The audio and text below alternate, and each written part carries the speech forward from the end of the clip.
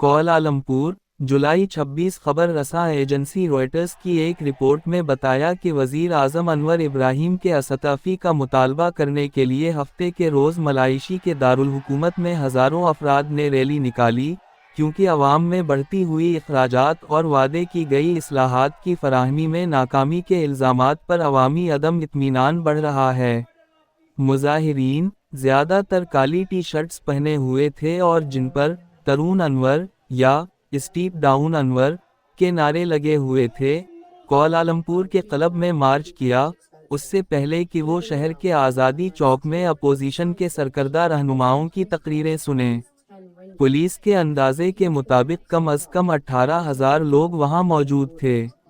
ये है रेडियो जीवे पाकिस्तान डिजिटल।